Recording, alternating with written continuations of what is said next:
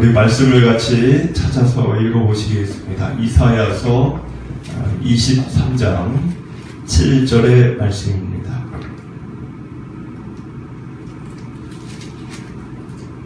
(23장 7절) 우리 같이 한 목소리로 읽어보시겠습니다. 이것이 옛날에 건설된 너희 희락의 성 곧 그 백성이 자기 발로 먼 지방까지 가서 머물던 성읍이냐.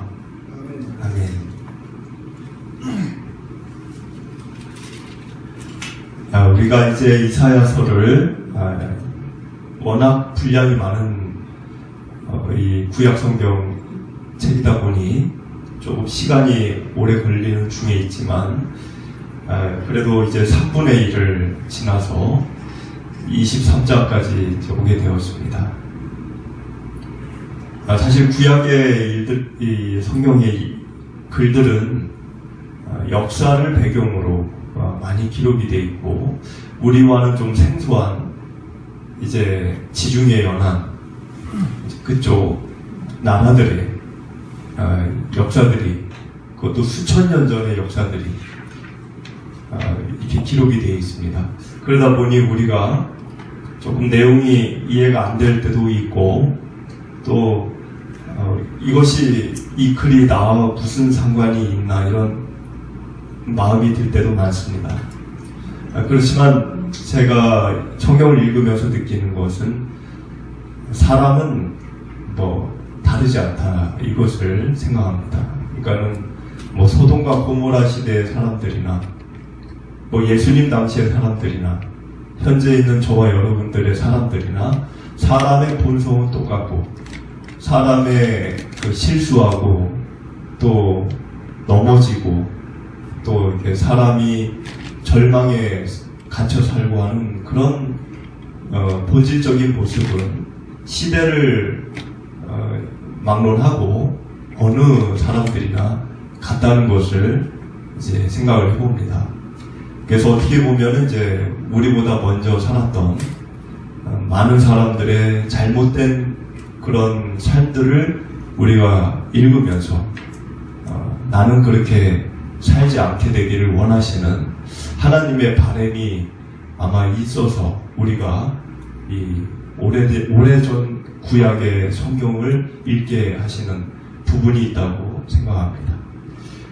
오늘은 우리가 이제 지난주까지는 우리가 남유다에 대한 이야기를 22장에서 읽고 이제 오늘 23장에서는 두로와 시돈이라는 나라를 대해서 우리가 읽게 됩니다.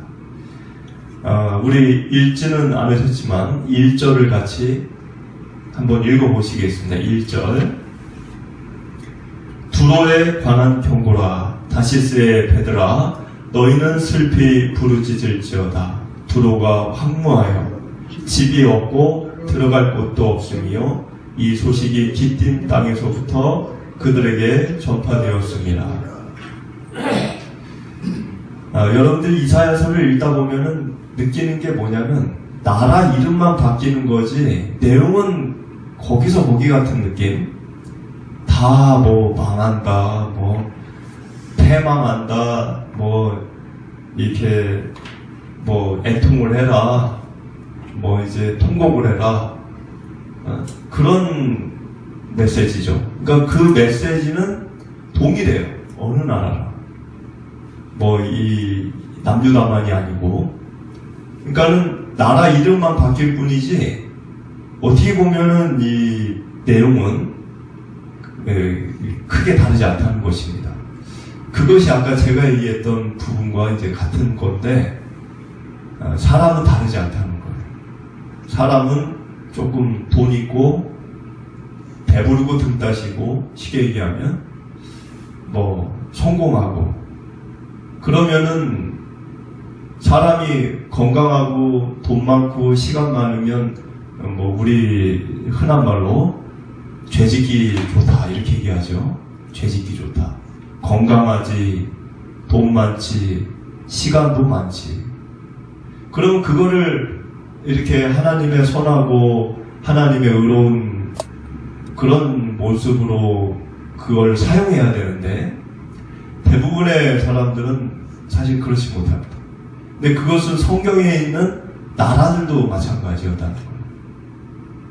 그래서 이제 두로 이야기가 이제 이렇게 나오는데, 여러분들 두로 좀 생소한 나라죠?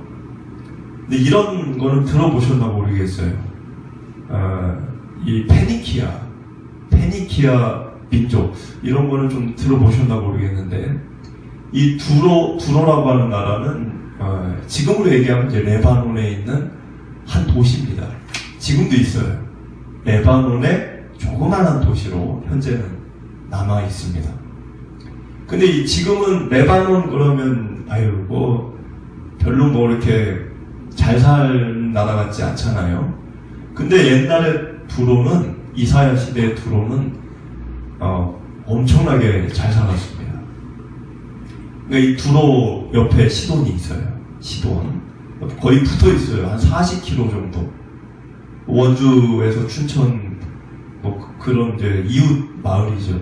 그래서 이 두로와 시돈과 비블로스, 이 비블로스라는 것도 이제 지금은 도시국가예요. 그러니까 여러분들이 생각할 때 나라가 이렇게 조그맣까 생각할 수 있는데 도시입니다. 도시. 근데 그게 국가예요. 그 당시는 도시국가. 원주가 국가가 될 수 있는 거죠. 그러니까 도시국가. 두로, 시돈, 비블로스. 여러분 바이블이라는 이 성경, 바이블이라는 이 단어의 유래가 비블로스 마을에서 유래된 겁니다. 이 비블로스, 이 파피루스에다가 이제 성경을 쓰기 시작했잖아요. 근데 그게 이제 비블로스에서 나오는 파피루스로 썼기 때문에 비블로스의 파피루스에서 바이블 이렇게 유래가 된 겁니다. 근데 이 동네가 성경하고 뗄래야 뗄 수 없는 동네예요. 이제 여러분들이 아는 두로가 뭐가 유명하지 이렇게 생각할 수 있는데 영어 알파벳이 여기 두로에서 나왔어요. 그러니까 이 영어가 알파벳이 이제 그리스 알파벳 알파, 베타, 감마 거기서부터 유래가 되잖아요. 근데 그 그리스 알파벳이 두로의 22개 문자에서 따온 겁니다. 그러니까는 그렇게 따지면은 이 두로라고 하는 나라는 문명의 아주 기초가 되는 그런 역할을 했었고 언어가 발달된 거죠. 그리고 여기는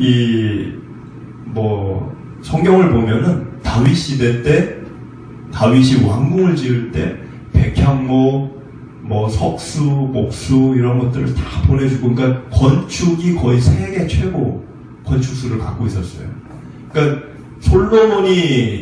여러분들 성경을 보면 솔로몬이 이제 하나님의 성전을 지었잖아요. 하나님의 성전을 의리의리하게. 근데 솔로몬이 지은 거지만 기술은 누구 걸로 지었냐? 두로의 기술로 지었어요.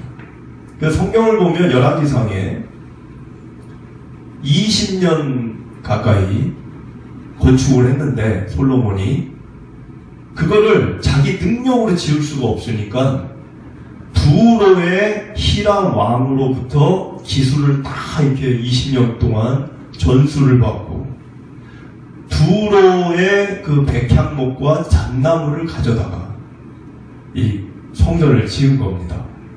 그러니까는 어떤 일이 벌어졌냐면 열왕기상을 보시면 공사 대금을 줘야 되는데 솔로몬이 왜 자재를 두로 걸 다 썼어요. 무려 20년 동안이나 외상으로.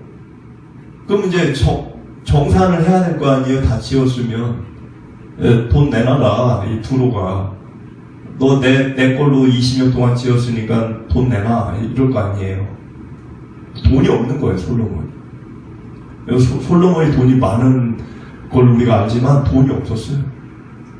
그래가지고 갈릴리의 20개 지역의 땅을 줘버려요. 돈을 줄 수 없으니까 대신 땅을 주겠다 해가지고 히람 왕에게 두로의 왕에게 갈릴리 땅 개의 땅을 이렇게 줍니다. 근데 그거를 받은 두로왕이 그 땅을 이렇게 보더니 좋아했을까요? 안 좋아했을까요?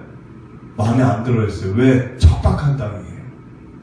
이런 땅을 나한테 공사대금으로 줘? 그러면서 기분을 안 좋아했어요. 그러니까 그 정도로, 그러니까 그 두로는 그때 당시 잘 사는 거죠. 다른 나라를 20년 동안 건축을 할 수 있도록 20년이면 그게 보통 저희가 아니잖아요. 그만큼 뭐가 있으니까 그렇게 주겠죠. 그리고 언어도 알파벳의 기원이었고, 또 이제 해상, 페니키아는 해상민족이에요. 지중해 연안에 있기 때문에 무역을 엄청 많이 했어요. 그래서 오늘도 성경을 보면 나오지만은 무역선들이 어마어마하게 많았어요. 그러니까 이런 나라인데 잘 사는 나라죠. 지금을 얘기하면 선진국이에요. 우리나라도 지금 잘 살죠. 여러분들 우리나라 보면 참 잘 살아요. 지금 얼마나 우리나라가 지금 잘 사는지 몰라요. 보면 두로가 꼭 우리나라 같은 느낌이 또 들긴 하는데, 근데 이 잘 사는데 기술도 있고 지식도 있고 자원도 있고 돈도 있고 다 있어요. 근데 하나 없는 게 이제 군사력이 좀 약했어요. 그래서 이제 결국 망하죠. 알렉산더 대왕에 의해서 이 두로는 패망했습니다. 물론 알렉산더 대왕이 포위를 해서 7개월 동안 이 두로를 괴롭혀가지고 이제 점령을 했지만, 그 이전에 뭐 아수르나 바벨론이나 이런 나라들이 수도 없이 두로를 와서 약탈을 하고 막 그랬었어요. 근데 이 나라가 지금 이사야에게 경고를 듣는 겁니다. 잘 사는데, 잘 살고, 뭐, 정말, 우리가 생각하는 미국이라든가, 뭐 이런 나라들처럼, 잘 사는 나라인데, 이사야는 그 잘 사는 나라가 이제 망할 것이다. 그거를 얘기를 했다는 겁니다.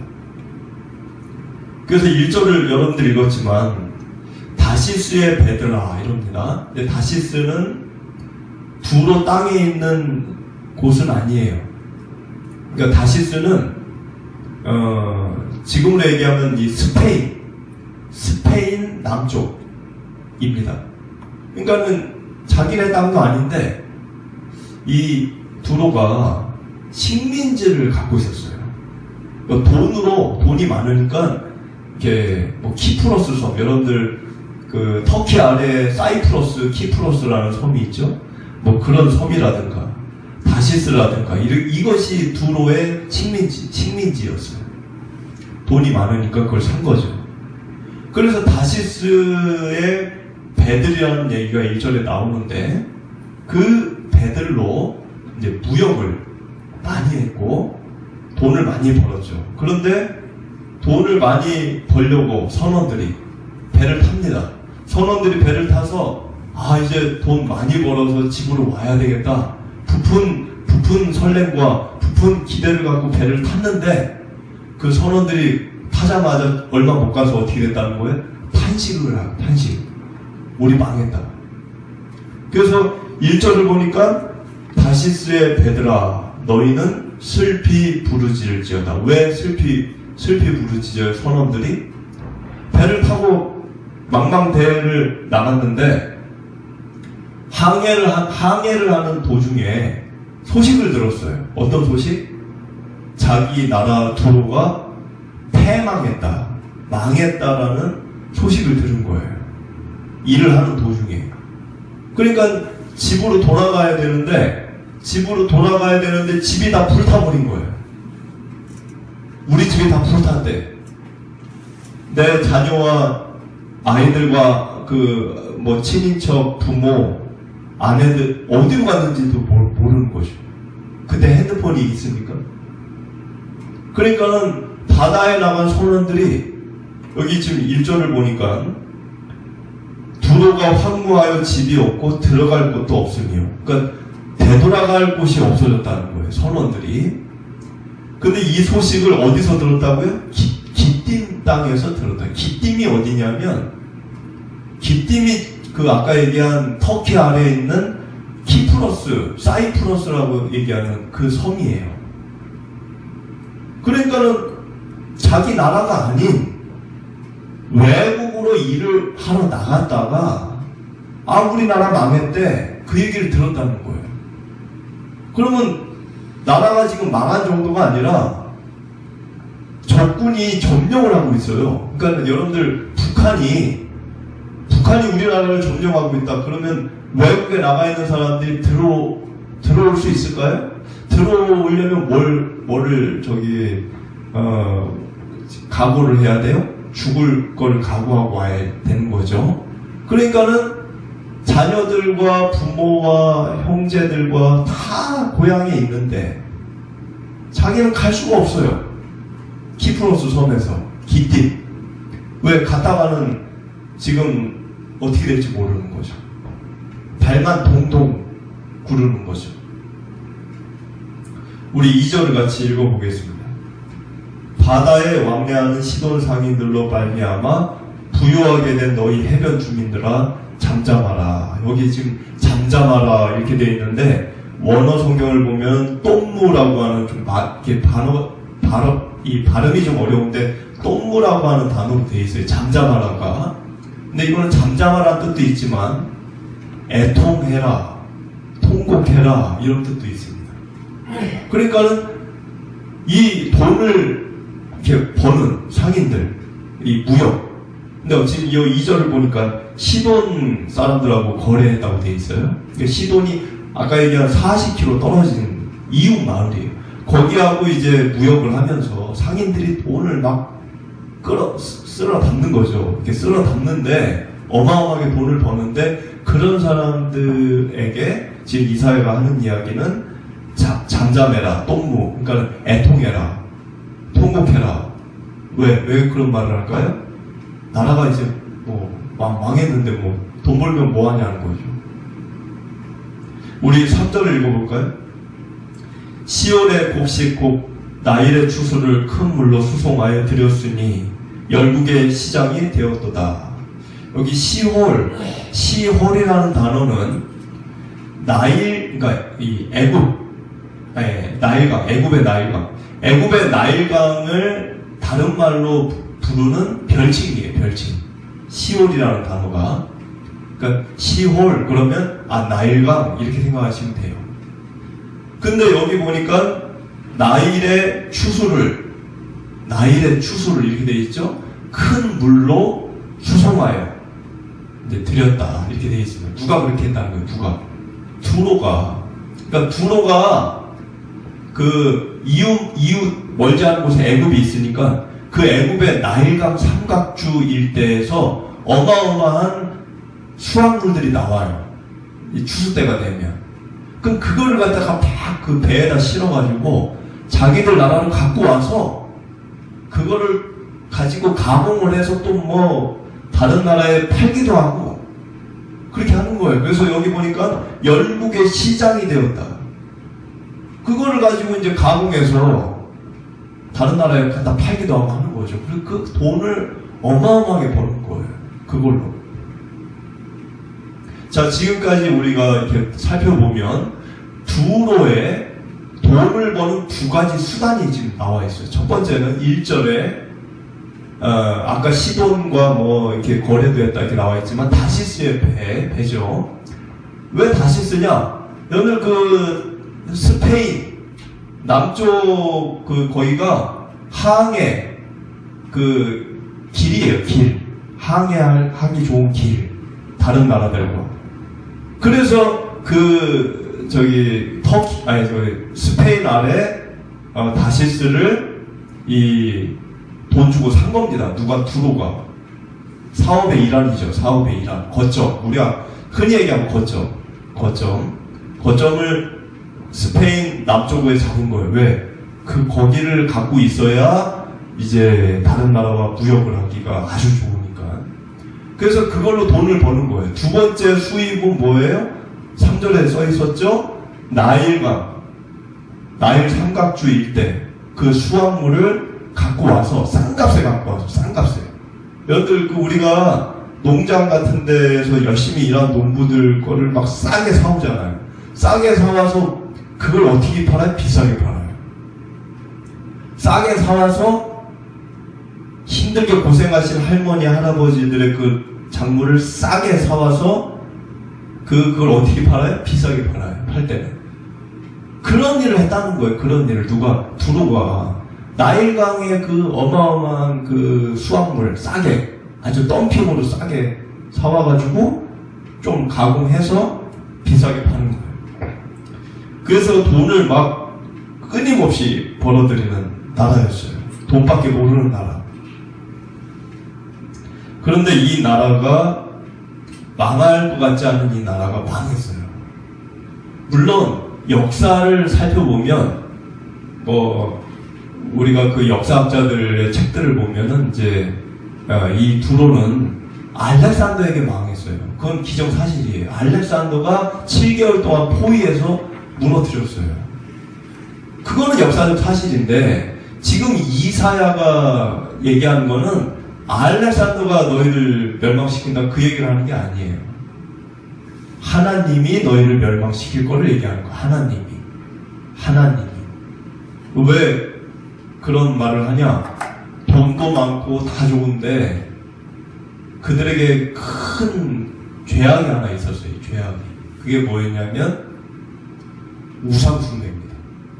이 우상숭배가 어느 정도였냐면 여러분들 우리가 엘리야 시대 때 보면은 엘리야 시대 때 이 아합 왕과 이세벨이라는 그 여자가 있었죠. 이 엘리야가 갈멜산에서 그 우상숭배자들하고 막 대결을 했잖아요. 1대 850으로. 근데 그 이세벨 여왕, 북이스라엘 얘기하는 거죠. 북이스라엘의 여왕이었던 엘리야 시대 때 여왕이었던 이세벨이 이쪽 지역의 여자였어요. 근데 이 여자가 이제 원래는 시돈 사람인데 아버지가 시돈에 그 엣바알이라고 하는 제사장, 그러니까 바알 신을 숭배하는 제사장.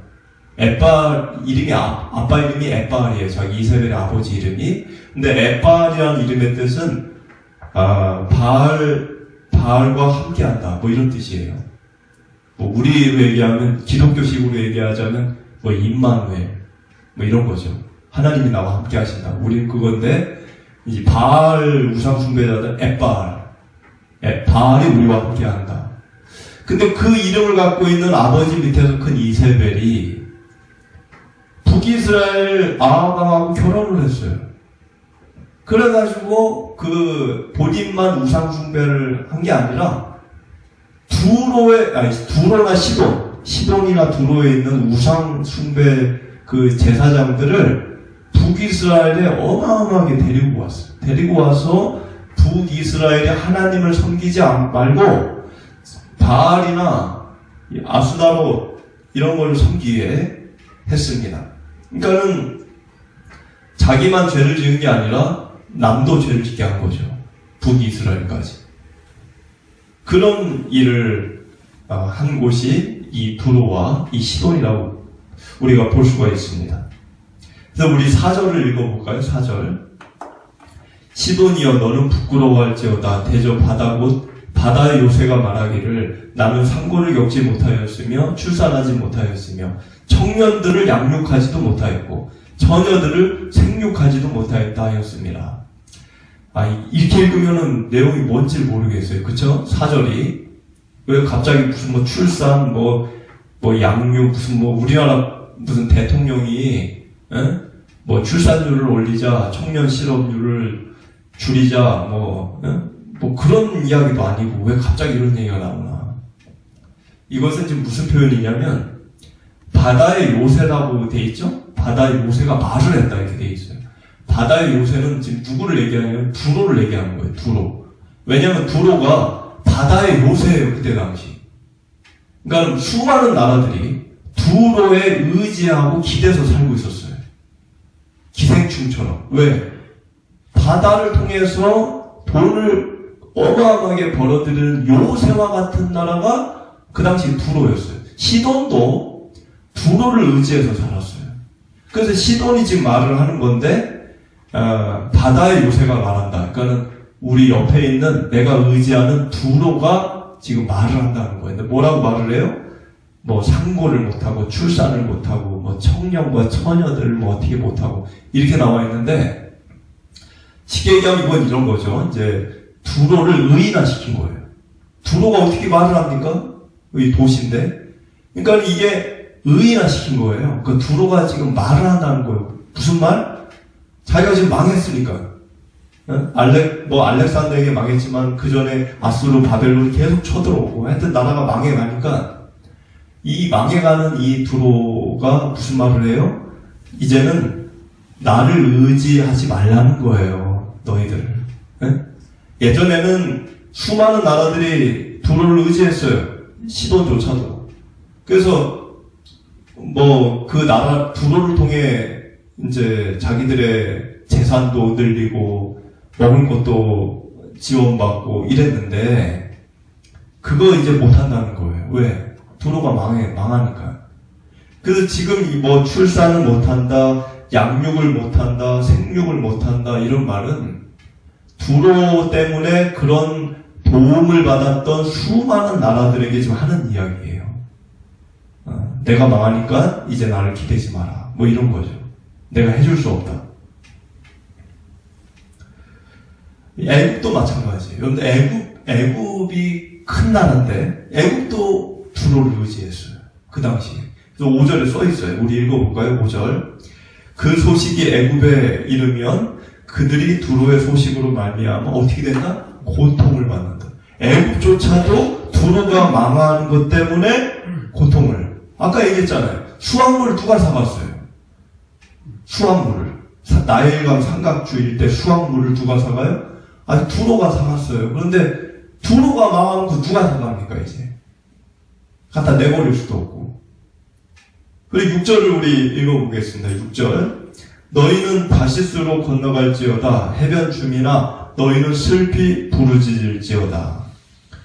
그러니까는 하나님이 두로 사람들에게 지금 하는 이야기예요. 너희들 지금 망하고 있으니까 도망가라. 여기 있으면 죽어. 도망가. 어디로 도망가라 그래요? 지금 하나님이? 다시스로 가라. 다시스로.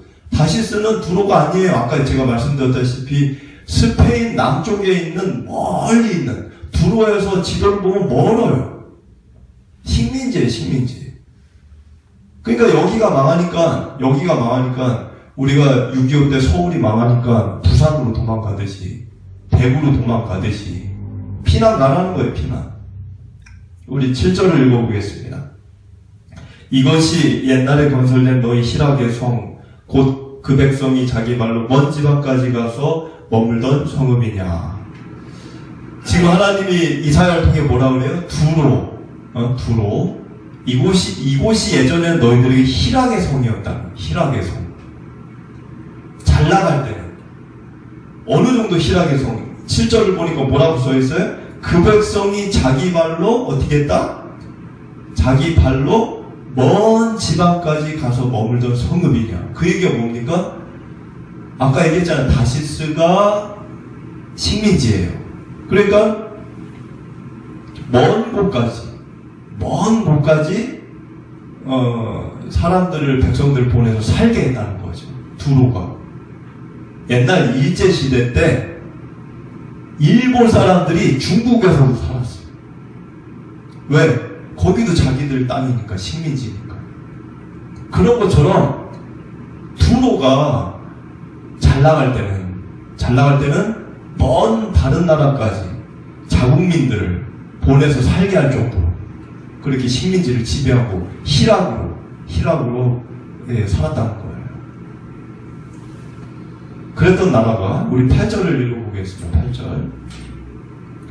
면류관을 씌우던 자요 그 상인들은 고관들이요 그 무역상들은 세상에 존귀한 자들이었던 두로에 대하여 누가 이 일을 정하였느냐. 자, 여기 보니까 면류관을 씌운 자, 고관, 존귀한 자, 즉 한 사람을 이렇게 표현한 거예요. 한 사람을. 누가 면류관을 씌워주던 사람이고 누가 고관이고 누가 존귀한 자예요? 두로에서는 상인들이. 왜 그럴까요? 우리나라도 그래요. 우리나라라고 안 그럴 게 아니에요, 지금. 만약에 우리나라에서 우리나라의 그 경제를 이렇게 발전할 수 있도록 기여하고 이바지하는 그런 회사가 있다든가 그런 어떤 비즈니스 하는 분들이 있다든가 그러면 그 사람들을 나라가 어떻게 대할까요? 잘해주죠. 왜? 그 사람들이 일을 잘해야 나라가 잘 살게 되니까. 협력하고 협조하고 어려운 거 있으면 도와주고 그러는 거죠. 그러니까 옛날에 이 두로에서도 상인들은 국가의 기둥이에요. 왜? 그 사람들 때문에 나라가 잘 사니까. 그러니까는 그 상인들은 권력도 있어.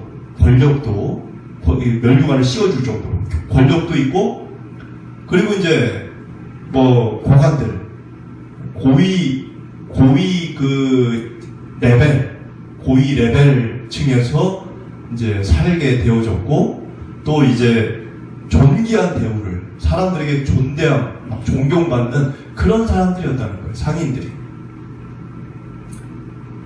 구절을 읽어보겠습니다. 만군의 여호와께서 그것을 정하신 것이라. 모든 누리던 영화를 욕되게 하시며 세상의 모든 교만하던 자가 멸시를 받게 하려 하심이라. 만군의 하나님이 뭘 정하요? 시계경 뭐 생사와 복을 다 정하시는 거예요. 생사와 복을. 두로가 이렇게 잘 사는 것도 하나님이 뭐 그들에게 허용을 하신 일이고, 두로가 멸망하는 것도 하나님이 하신 일인데, 여기 뒤에 보니까 9절에 모든 누리던 영화를 욕되게 했고 세상의 모든 교만하던 자가 멸시를 받게 하려 하시니라. 하나님이 하려고 하는 그 일, 하나님이 두로만이 아니에요. 여기 보니까 9절에 뭐라고 써있냐면 세상의 모든 두로만이 아니에요. 그러니까 하나님이 하시려고 하는 일은 뭐냐? 두로만이 아니라 누가 되었든지 간에, 세상에 누가 되었든지 간에 교만하는 자는 하나님이 멸시한다는 거예요. 그거는 시대를 뭐 정하지 않고, 이 시대도 마찬가지라는 거예요. 이 시대도. 그래서 우리는 하나님 앞에 나갈 때 내가 교만한지 안 한지를 면밀하게 우리가 되돌아보고 늘 조심해야 하는 것입니다. 10절을 읽어보겠습니다.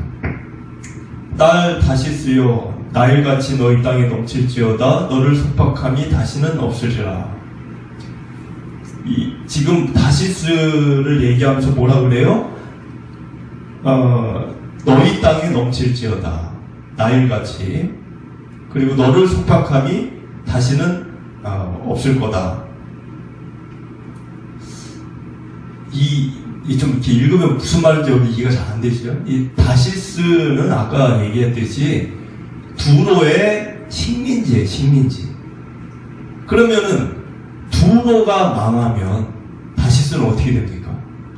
일본이 2차 세계대전 때 패망하면 대한민국은 어떻게 되는 거예요? 자유죠, 자유. 광복이죠.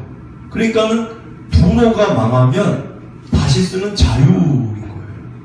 지배를 안 받는 거니까. 그러니까 그 이해를 갖고 10절을 읽으시면 다시스여, 나일같이 너희 땅에 넘칠지어다. 그러니까 너희 땅에 가서 살으라는 거 이제. 남의 땅 끌려가서 살지 말고. 그리고 너를 속박함이 다시는 있다 없다? 없다는 거예요. 그러면 하나님이 다시스를 축복한 것 같지만 다시스를 축복하는 게 목적이 아니고 원래 하나님의 목적은 두로를 멸망시키는 거예요. 두로가 교만하고 우상 숭배하고 자기만 죄 짓는 게 아니라 하나님의 민족들까지 죄를 짓게 했기 때문에. 여러분, 두로, 시돈, 비블로스, 아까 얘기한 세 개 나라, 이 세 개 나라를 역사책에서는 페니키아 민족, 베니게 민족 이렇게 얘기합니다. 페니키아 민족 이렇게 얘기해요. 왜 그렇게 얘기하냐면 이 세 개 나라 두로, 시돈, 비블로스는 전쟁만 나면은 연합을 했어요. 하나처럼 똘똘 뭉쳐가지고 전쟁만 나면. 그러니까 마치 각각의 나라인데 위기가 오면 하나가 돼요. 하나가. 그래가지고 이제 역사 이 책에서는 한 나라처럼, 마치 이게 한 나라처럼 페니키아 민족이다 이렇게 얘기해요. 이 세 개를. 근데 이건 하나가 아니에요. 페니키아 민족은 두로, 시돈, 비블로스 세 개로 나뉘어져 있어요. 근데 이 세 개 나라 전부 다 돈을 그렇게 좋아했다. 돈을. 물론 돈 안 좋아하는 나라가 어디 있겠어요. 돈을 다 좋아하는데 그 중에서도 유독이 1등 정도 했다 이렇게 보시면 됩니다. 여러분들 우리가 이 솔로몬하고 두로가 관계가 있다고 그랬죠 아까. 솔로몬이 20년간 두로의 도움으로 왕궁도 짓고 성전도 지었어요. 근데 솔로몬 하면 여러분들 어떤 생각이 어떤 단어가 먼저 생각나요? 지혜죠. 제가 오늘 주보에도 솔로몬 이야기를 써놨는데 솔로몬 하면 지혜가 생각나요. 지혜. 그런데 참 희한한 거는 열왕기상 1장부터 10장까지 한번 읽어보세요. 나중에 시간 될 때. 솔로몬의 지혜가 나오고 나면 꼭 나오는 단어가 있어요. 그게 뭘까요? 지혜 다음에 나오는 단어. 솔로몬의 지혜, 그 다음에 나오는 단어. 무려 10개의 장에서 열왕기상 10장까지 은과 금입니다. 은과 금이에요. 돈이에요. 돈 쉽게 얘기하면. 그러니까 그 얘기는 뭡니까? 솔로몬이 지혜가 있었어요. 하나님께 받았기 때문에. 근데 그 지혜를 하나님의 나라를 만들고 공의와 정의를 이루고 이런 데 썼다고 하면 솔로몬의 지혜라는 단어 뒤에 공의나 정의나 하나님의 나라 같은 단어가 나왔을 겁니다. 근데 솔로몬은 그 지혜를 가지고 은과 금을 쌓는 것에 사용했어요. 잘못 사용한 거죠. 두로와 시돈이 왜 망했을까요?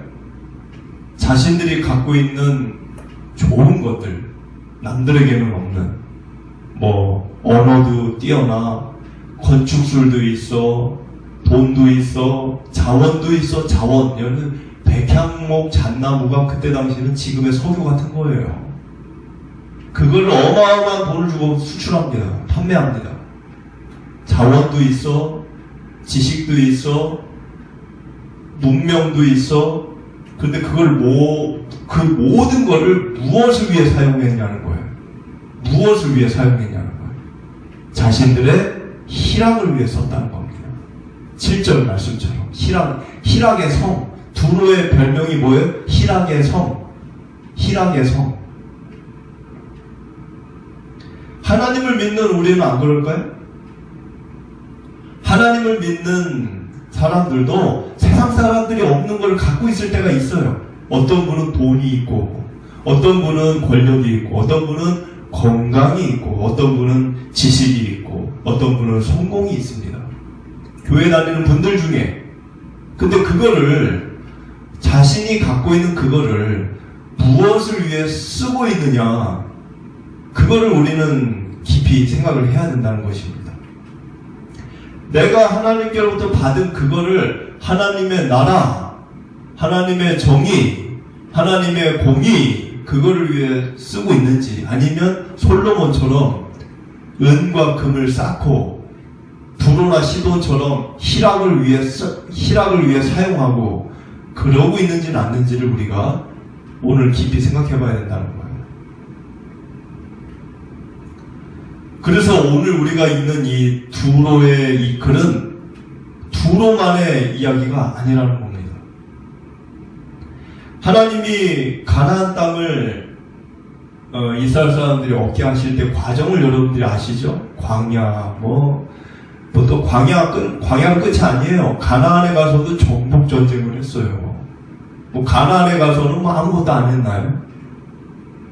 그러면은 그 광야를 걸쳐서 그 가나안 정복 전쟁 여리고 성 돌고 그거 보세요. 그거 보면 하나님이 이스라엘 백성들에게 요구한 게 너희들 이제 땅을 가져야 되니까 하나님이 이스라엘 사람들에게 이렇게 지시하고 요구하고 명령하고 그랬던 것들이 세력이나 크기나 규모입니까? 아니면 순종입니까?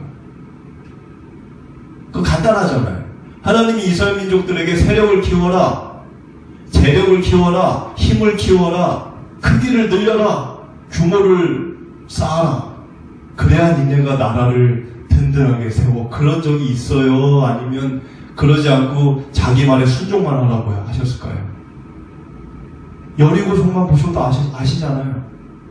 여리고성을 뺑뺑이 돈다는 게 무슨 의미가, 무슨 소용이 있습니까, 그게? 하나님이 왜 그렇게 했을까요? 왜 크기나 규모나 세력을 키우는 일을 시키지 않았을까요? 왜 순종만 하라고 했을까요? 그거는 아무리 크기나 아무리 세력이나 아무리 규모를 갖고 있다 할지라도 하나님에게 순종하지 않으면 그거는 썩어질 것들이기 때문에 그렇습니다. 그래서 하나님은 그 긴 세월 동안 광야만 40년이에요. 광야만 전복전쟁도 또 어마어마한 기간이 들어가요. 그 긴 기간 동안 그거 하나 훈련시킨 거예요. 그거 하나. 너희들 많은 거, 큰 거, 그거 부러워하지 마. 그거 부러워하지 마. 순종만 하면 된다. 그거를 수십 년 동안 교육을 시키고 훈련을 시키고 그래가지고 이제 이스라엘 나라가 건국이 된 겁니다. 그랬는데 어떻게 됐어요? 그 이스라엘 나라가? 그랬던 이스라엘 나라가 두로와 시돈에 의해서 하나님을 버려버렸어요. 아까 이세벨의 사건을 보십시오. 하나님을 믿는 이들이 없었어요, 나라에. 엘리야 혼자 믿었어요, 그때 당시. 엘리야 혼자. 물론 하나님이 그런 말을 하죠. 나에게 남겨진 자 7,000명을 내가 남겨두었다. 여러분들 7,000명이 남았다 할지라도 극소수인 거예요. 아니 대한민국에 7,000명만 교회 다닌다. 아니 대한민국이 아니더라도 강원도에 7,000명만 하나님을 믿는다. 그래도 적은 거잖아요.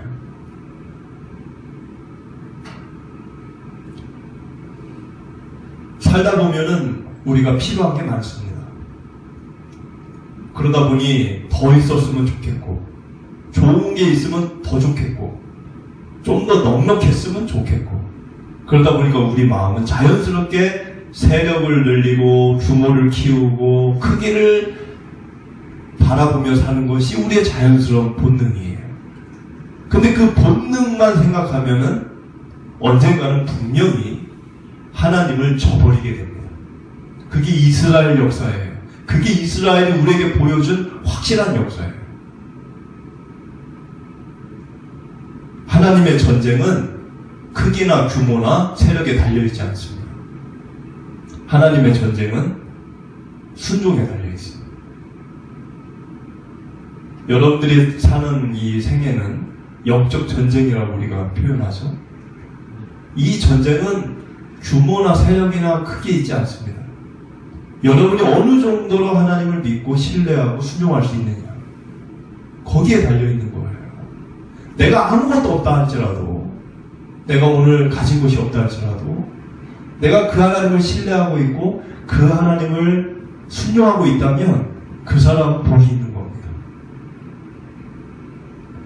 그래서 여러분들이 그런 마음으로 이제 펼쳐지는 11월을 보내게 되시기를 축복을 드립니다.